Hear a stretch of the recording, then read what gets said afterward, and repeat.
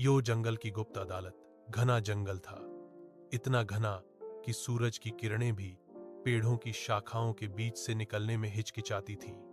हवा में मिट्टी की सोंधी खुशबू, पत्तों की हल्की सरसराहट और कहीं कहीं पक्षियों की दूर से आती आवाजें एक अनोखा वातावरण बनाती थीं। यह वही जंगल था जिसके बारे में पुराने जानवरों का कहना था कि इसमें न्याय खुद चलता है, चाहे दुनिया को पता हो या न हो। इस जंगल के बीचों बीच एक प्राचीन बरगद का पेड़ खड़ा था।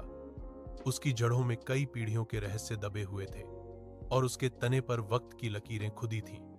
कहते हैं कि यही बरगद जंगल की सबसे पुरानी और सबसे गहरी गुप्त अदालत का मुख्य स्थान था, जिसे केवल वही जानवर जानते थे जो बेहद ईमानदार हों या जिन्होंने जीवन में किसी बड़े मोड़ का सामना किया हो। इस अदालत को न्याय वृक्ष कहा जाता था।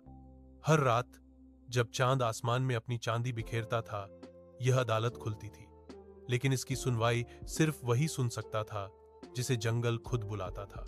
जंगल में रहने वाला एक छोटा भूरे रंग का खरगोश था। नाम था सोहन। वह भोला भाला था, दूसरों की मदद करता था, लेकिन जंगल का नियम था, जिसकी सरलता ज्यादा हो उसे परीक्षा भी ज्यादा देनी पड़ती है। ऐसा ही कुछ सोहन के साथ होना था। एक दिन सोहन सुबह सुबह नदी से पानी पीने गया। जैसे ही वह मुड़कर पौधों के बीच से बाहर आया, उसे लगा कि किसी ने उसके पीछे कदमों की आहट छोड़ी है।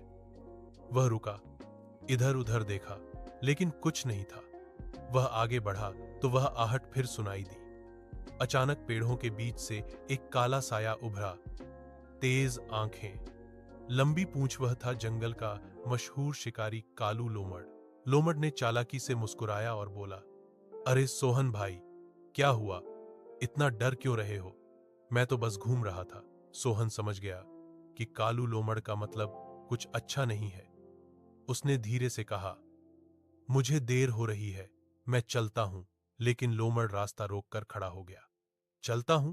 ऐसे ही, बिना मेरे सवालों का जवाब दिए? सोहन डर गया। कालू बोला, सुना है तूने कल रात शाही पेड़ के पास कुछ देखा है। बताऊंगा तू क्या देखा था। सोहन ने कुछ नहीं देखा था, लेकिन कालू ने झूठ फैलाकर उसे फंसाना चाहा। मैंने कुछ नहीं देखा, वह हकलाया। लोमड़ चीखा, झूठ! तूने देखा है और अब तू मेरे खिलाफ गवाही देने वाला है। इसे अभी खत्म करना होगा। कालू ने सोहन पर झपट्टा मारा। खरगोश भागा, तेज, बहुत तेज, अपनी पूरी ताकत लगाकर। उसके पांव कांप रहे थे, दिल धक धक कर रहा था, लेकिन वह दौड़ता गया। उसके सामने रास्ता दो तरफ बांट गया था, एक सामान्य रास्ता और दूसरा अंधेरा, रहस्यमय, जिसे जंगल के जानवर वर्जित पगडंडी कहते थे। सोहन के पास मौका नहीं था। जान बचाने के लिए वह उसी अंधेरी पगडंडी की ओर भाग पड़ा। यह रास्ता जंगल के उन हिस्सों से होकर जाता था जहां कोई सामान्य दिन में भी नहीं जाता था। पत्तों के बीच अजीब सरसराहट, पेड़ों की टेढ़ी परछाइयां, हवा में अनकही आवाजें। मगर सोहन दौड़ता रहा। अचानक उसके सामने वही प्राचीन बरगद का पेड़ खड़ा था, न्याय वृक्ष। सोहन ने इतने करीब से कभी इसे नहीं देखा था। पेड़ के आसपास हल्की हल्की चमक थी और पत्तों का रंग बाकी पेड़ों से गहरा था। सोहन ने सोचा कि वह गलत दिशा में आ गया है, पर तभी पेड़ की जड़ों के बीच से गहरी भारी आवाज सुनाई दी, सोहन, तू यहां क्यों आया है? खरगोश डर से उछल पड़ा। मैं जान बचाने आया हूं। कालू लोमड़ मुझे मार देगा। पेड़ ने कहा, सच बोल, क्या तू निर्दोष है? सोहन ने कांपते कांपते कहा, हां, मैंने सच में कुछ नहीं देखा। अचानक पूरी जगह बदलने लगी। हवा रुक गई, जानवरों की आवाजें थम गईं, चंद्रमा की रोशनी घनी हो गई और फिर बरगद के चारों ओर गोलाई में चमकती हुई आकृतियां उभरने लगीं।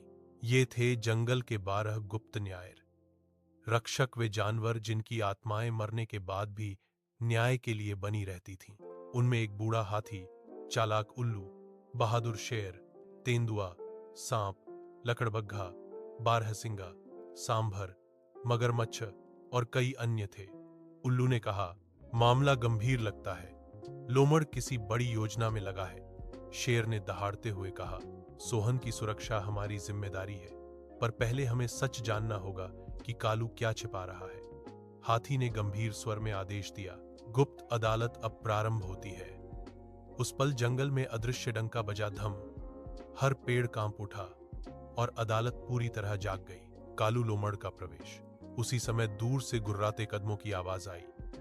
कालू लोमड़ अदालत के क्षेत्र में घुसा, लेकिन घुसते ही उसकी आंखें फैल गईं। उसने कभी इस दृश्य की कल्पना भी नहीं की थी। शेर गर्जा, कालू, तूने एक निर्दोष जानवर पर हमला किया है। बताना चाहेगा क्यों? लोमड़ ने होंठ सिकोड़कर कहा। निर्दोष? ये झूठा है। इसे पता है कि मैंने कल रात क्या किया। हाथी ने पूछा। और क्या किया तूने? लोमड़ चिल्लाया। कुछ भी नहीं, ये झूठ फैला रहा है। उल्लू ने कहा। अदालत में झूठ बोलने वाला कोई नहीं बचता। हम पूरा सच देख सकते हैं। अचानक हवा में एक चमक हुई और पेड़ की जड़ों के बीच एक गोल दर्पण जैसा दृश्य उभर आया। यह सत्य दर्पण था। उसमें दिखाई दिया कि कालू लोमड़ ने रात में चुपचाप शाही पेड़ की जड़ों को काटने की कोशिश की। शाही पेड़ जंगल के बारिश चक्र का मुख्य स्रोत था। अगर वह गिर जाता, पूरा जंगल प्यासा हो जाता। कालू की योजना थी कि पेड़ गिर जाए और वह उस क्षेत्र पर कब्जा कर ले। अब अदालत जान गई कि कालू झूठ बोल रहा है। अदालत की कार्यवाही फिर गवाहों को बुलाया गया।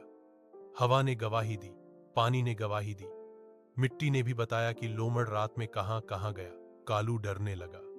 उसके चेहरे का घमंड गायब हो गया। वह कांपने लगा।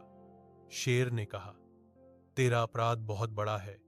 तूने पूरे जंगल को खतरे में डाला।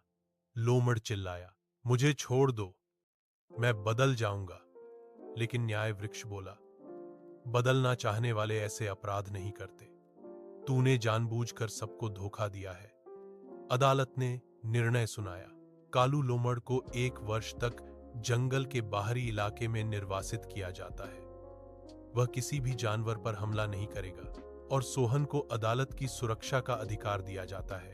अचानक तेज हवा चली और रोशनी फैल गई। कालू को एक अदृश्य शक्ति ने घसीटकर अंधेरे में दूर फेंक दिया। सोहन हतप्रभ खड़ा था।